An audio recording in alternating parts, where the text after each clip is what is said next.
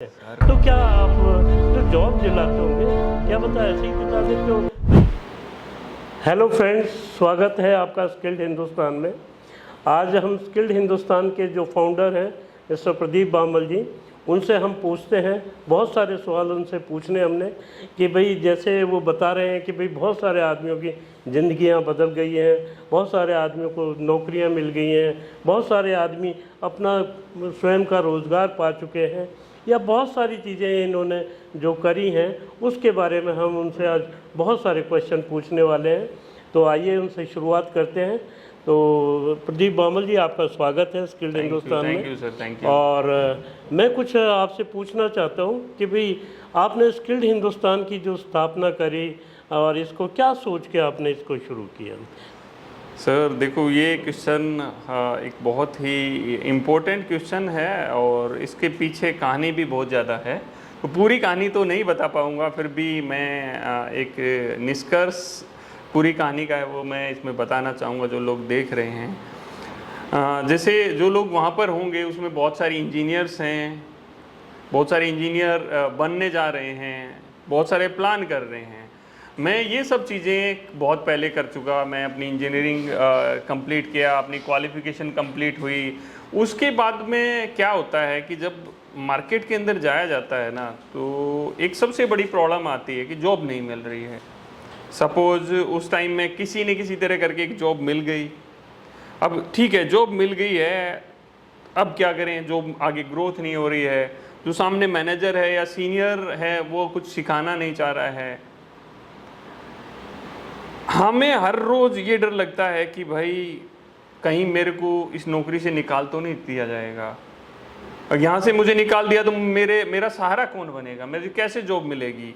मैं अपने आप को आगे लेके जाना चाहता हूँ, कैसे मैं आगे जाऊँगा? कौन मुझे आगे लेके जाएगा? लाइफ में बहुत सारे स्ट्रगल रहे, एक टेक्नीशियन से स्टार्ट करके एक मैनेजर, ऑपरेशन मैनेजर तक का सफ़र करीब 15 साल पता नहीं कब चले गए। वर्क करते करते रियलाइज़ हुआ कि मेरे जैसे बहुत सारे लोग हैं, मैं थोड़ा स्टेबल हो गया हूँ, बट बहुत सारे ऐसे लोग हैं जो आज गलियों में घूम रहे हैं, जो नॉन टेक्निकल जॉब कर रहे हैं, प्रोडक्शन की जॉब कर रहे हैं। उनकी लाइफ को कैसे बदला जाए?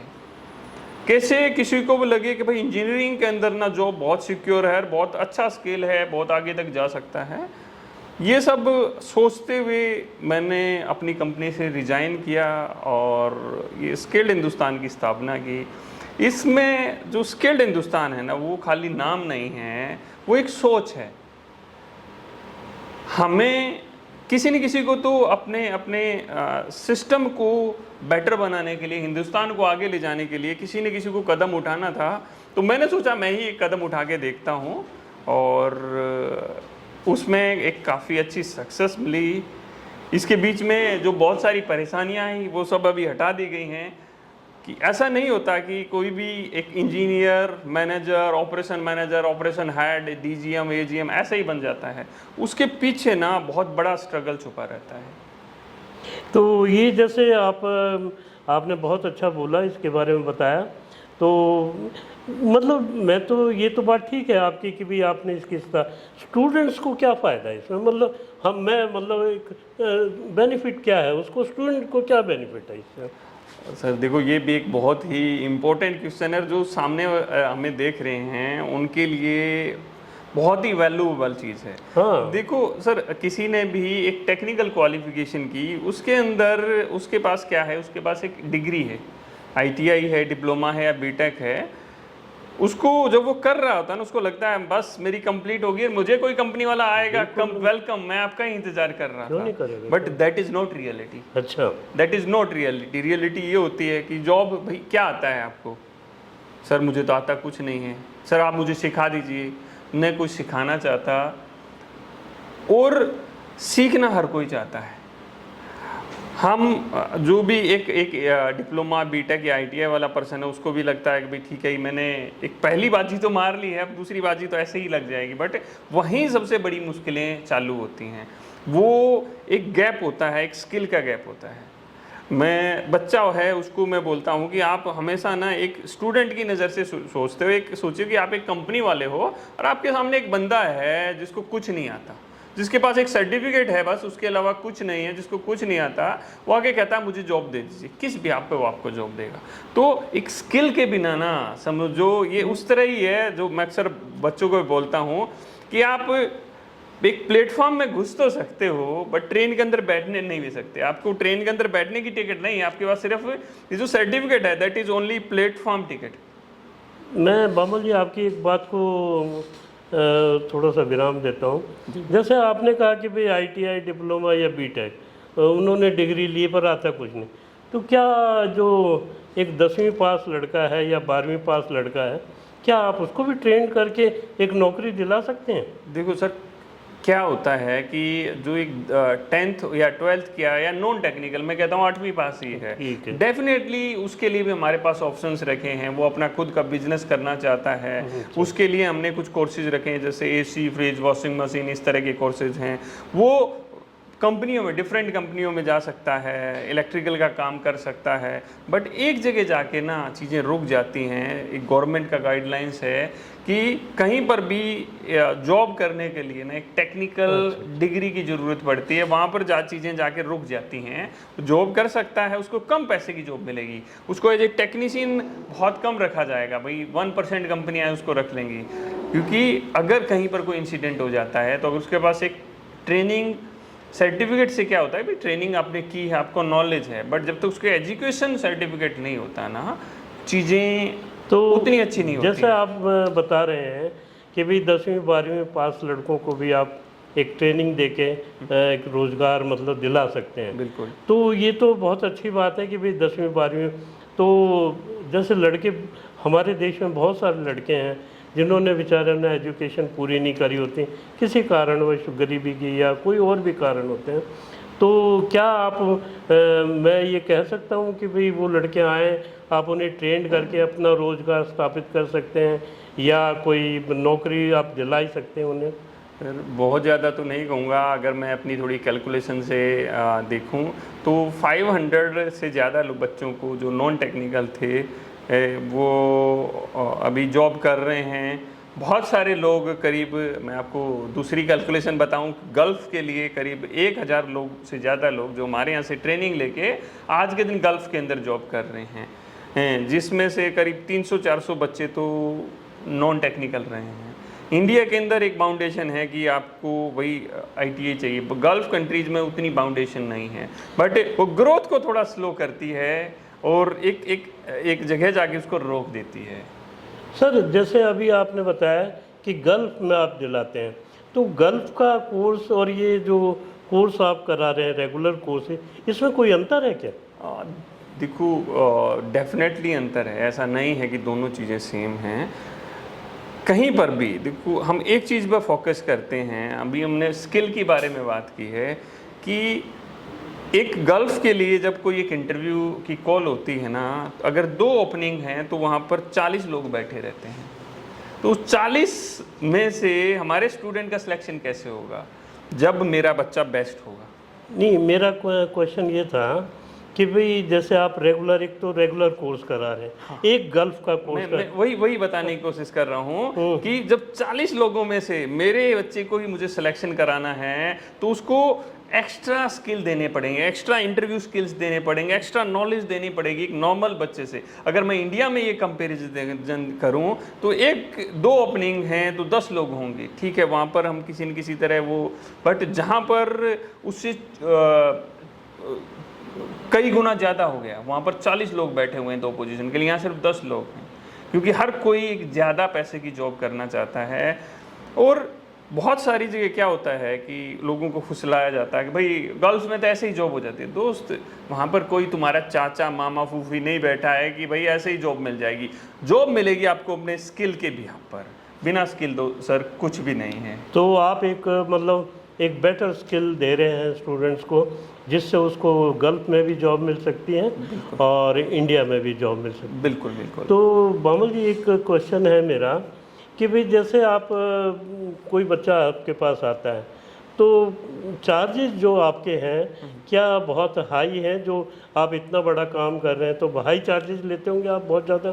सर देखो बहुत ज़्यादा हाई कुछ नहीं होता है, हम सिर्फ अपनी फैकल्टीज़ होती हैं उनका हमारा खर्चा निकलना चाहिए, एक थोड़ा सा हमें अपनी ग्रोथ के लिए जो एक हाइक होती है वो चाहिए होती है, और प्राइजेस बहुत नॉमिनल होते हैं, बट आउटकम देखो, प्राइज आप कहीं पर ज़्यादा दे दोगे, बट सबसे पहली चीज़ है कि फेथ, कि बहुत सारी जगह हमारे पास बच्चे आते हैं, सर मैंने वहाँ से ट्रेनिंग किया, जितना हम ले रहे हैं उससे 20-30% ज़्यादा लेते हैं, सर जो भी नहीं मिली है, मेरा 4 महीना 6 महीना बर्बाद हो गया। हम ड्यूरेशन कम रखते हैं, आउटपुट ज़्यादा देते हैं, प्राइस भी कम रखते हैं, ताकि बच्चे की लाइफ बर्बाद नहीं हो, उसको लाइफ टाइम के लिए सपोर्ट देते हैं, उसकी जॉब कभी भी छूटती है ना, बोलते हैं हम बैठे हुए हैं।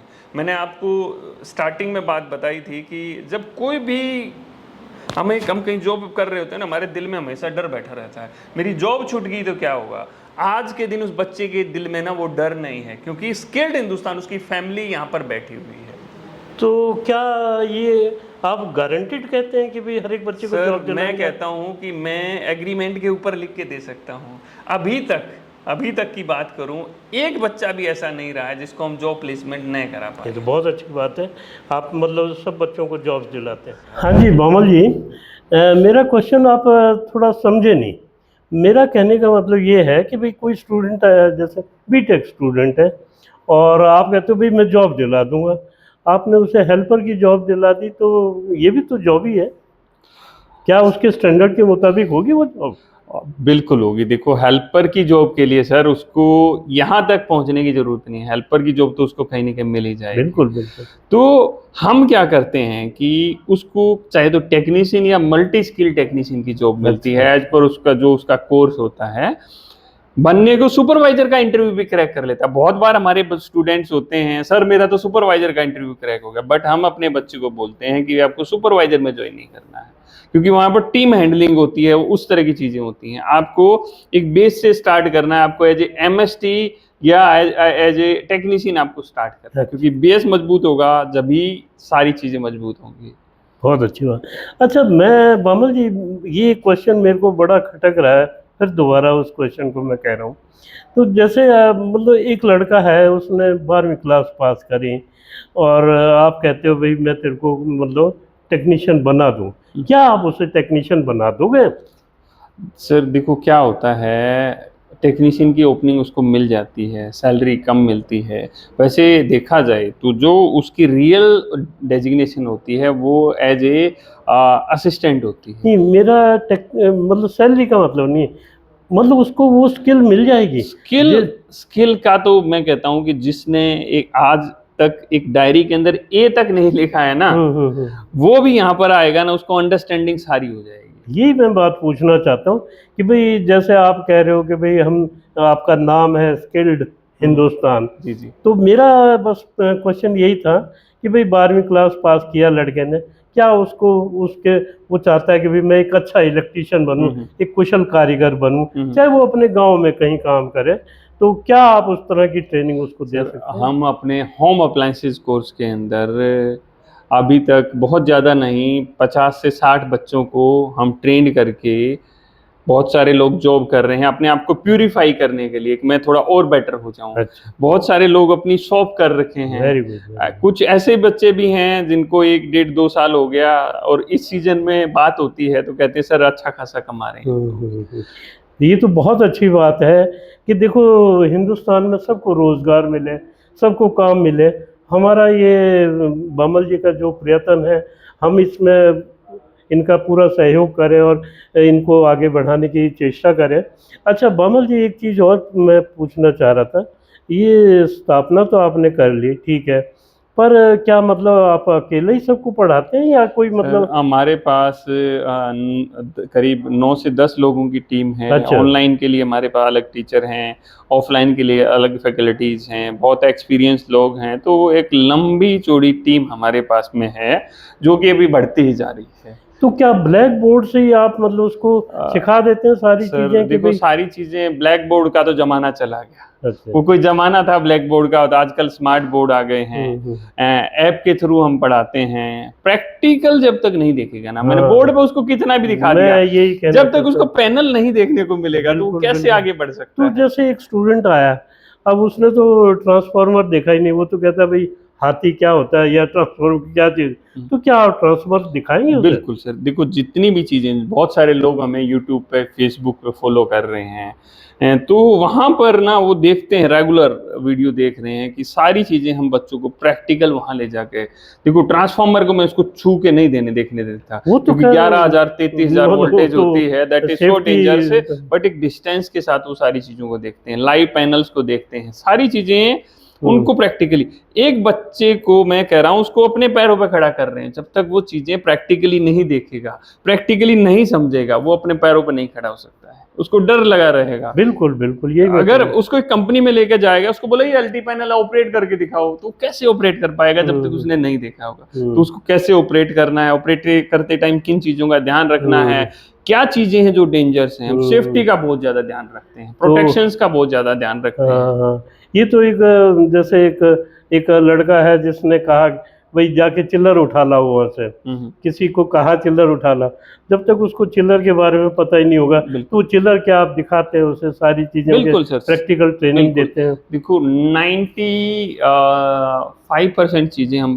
प्रैक्टिकली दिखाते हैं, बहुत अच्छी बात है। और 5% चीजें जो हमारे पास अवेलेबल ही नहीं है, जो बहुत ही क्रिटिकल होती हैं, जैसे मैं कहूँ डाटा सेंटर है हमारा एक कोर्स, उसमें डाटा सेंटर का विजिट हम नहीं करा पाते क्योंकि डाटा सेंटर अवेलेबल ही नहीं। बिल्कुल बिल्कुल बिल्कुल बिल्कुल। अच्छा, मेरा फिर एक ये क्वेश्चन मेरे को दोबारा जहन में आया है मेरे, कि भाई आपने कहा कि भाई गल्फ में आप मतलब जॉब दिला देंगे, और मैं देखता हूँ बहुत सारे बच्चे जो हैं, स्टूडेंट्स हैं, वो गल्फ जाने के बहुत इच्छुक रहते हैं, तो क्या आप कोई स्पेशल ट्रेनिंग देते हैं उसको, या कैसे उसको ट्रेन करते हैं? देखो हमारे कुछ सर नॉर्मल कोर्स होते हैं, ठीक है, एक जो हमारा गल्फ का कोर्स होता है उसमें कुछ एक्स्ट्रा चार्ज करते हैं। वो एक्स्ट्रा चार्ज किस लिए किया जाता है, सपोज इंडिया वाला बच्चा है, मैंने उसको इंडिया में जॉब प्लेसमेंट किया, मैं रिलैक्स हूँ, उसको जॉब तो कर रहा है, इंडिया में उसको दूसरी जॉब करानी है, कोई दिक्कत नहीं, चेंज इशू हो जाएगा। बट जब उसको गल्फ के लिए जाना होता है, वही बात कहूँगा, जब उसको 40 बंदों में से सिलेक्शन के अंदर आना है तो उसको बेस्ट होना होगा, खाली यहाँ से ट्रेनिंग करते ही बेस्ट नहीं हो सकता है। पहले वो इंडिया में जॉब करता है 2 महीने 4 महीने, जब 2-3 महीने उसको जॉब करते करते हो जाते हैं, तो हम उसके रिव्यू लेते हैं, उससे बात करते हैं, उसको बुलाते हैं, उसको बोला जाता है आपको सेंटर पे आना, इतने दिन के बाद में आता है, हम उसके दोबारा फिर इंटरव्यू लेते हैं, उसकी ऑनलाइन क्लासेज हम कराते हैं, तो एक्स्ट्रा एफर्ट करे जाते हैं, और उसी का आप चार्ज मतलब लेते हैं? सर मैंने क्या कहा कि हम सिर्फ स्किल के ऊपर एफर्ट करते हैं, स्किल के ऊपर, क्योंकि स्किल है तो सक्सेस है। बिल्कुल बिल्कुल, स्किल तो ये तो बात सही है बात कि भाई आप स्किल, आपके पास स्किल है और काम सीखते हैं तो आपको सक्सेस मिलेगी। ये तो बहुत अच्छी बात बताई। और दूसरी बात ये मैं एक चीज़ चाह रहा था आपसे कि भाई एक सब बच्चों को एक संदेश आपने देना है, एक लाइन में आप क्या संदेश देना चाहेंगे? मैं जो लोग देख रहे हैं ना, उन सबको पहले हम लोगों की रिक्वायरमेंट पता होनी चाहिए। हर किसी की एक रिक्वायरमेंट है, अच्छा पैसा कमाना है, अच्छी पोजीशन पर जाना है, तो इसके लिए 2 चीज़ें की ज़रूरत पड़ेगी। एक अच्छी क्वालिफिकेशन, अगर खाली आप ITI हैं और आपको नॉलेज बहुत ज़्यादा है, आप आगे नहीं जा सकते। अच्छा। आपको इन दोनों ट्रैक्स को एक साथ लेके जाना पड़ेगा। आपकी स्किल बढ़ रही है, पोजीशन बढ़ रही है तो आपको अपनी एजुकेशन को भी आगे, आपने ITI किया है, आप बहुत सारे ऐसे कॉलेजेस हैं जहाँ आपको एग्ज़ाम देना होता है डिस्टेंस से, या जो भी लर्निंग से आप अपनी एजुकेशन भी आप कर सकते हैं और अपनी नॉलेज भी आप कर सकते हैं। आप एक टेक्नीशियन से सुपरवाइजर से इंजीनियर से मैनेजर जब ही बन सकते हैं जब ये दोनों चीजें आपकी साथ में जाएं। बाबा साहब एक लाइन में एक ही लाइन बताइए जो स्टूडेंट्स मतलब कि भाई आपसे एक मोटिवेट हो गए, मतलब आपने जो इतना बताया है उसमें एक लाइन में कोई बताइए ऐसी चीज कि भाई जो मोटिवेट होकर लड़के आए हमारे में। देखो सर, ये देखो यहाँ पर एक चीज लिखी हुई है, कौशल हिंदुस्तान कुशल हिंदुस्तान। तो मैं क्या कहूँगा sir, skill to success is skilled Hindustan. बहुत अच्छा लगा मोहम्मद साहब से बात करके, हमें बहुत अच्छा लगा, और हम दोबारा फिर मोहम्मद साहब को इनवाइट करेंगे और फिर बेबाक क्वेश्चन इनसे पूछे जाएंगे। अगर किसी बच्चे का कोई क्वेश्चन है, कोई पूछना चाहता है किसी तरह का भी, आप मेरे को ज़रूर कमेंट में लिखें। कमेंट में लिखेंगे, हम मोहम्मद साहब को ज़रूर पूछेंगे वो बातें और सारी बातों को क्लियर करेंगे। आप लोग सब लोगों का स्वागत है हमारे चैनल में। और जो भी आपके क्वेश्चंस हैं वो हमें पूछिए, हमें कमेंट में लिखिए। किसी की कोई दुख तकलीफ, कोई चीज़, किसी चीज़ तरह का भी पूछना चाहते हैं, you are most welcome, all the students of Hindustan. Thank you Thank you very sir, much. Thank you, thank you Bamal साहब, आपका बहुत you so बहुत much. शुक्रिया। और हम दोबारा फिर मिलेंगे और आपसे फिर ढेर सारे क्वेश्चन करेंगे बिल्कुल और सर, फिर बिल्कुल। आपको परेशान करेंगे। तो मैं एंड करूंगा उसी चीज के साथ, जय हिंद, जय Hindustan. Thank you. Thank you.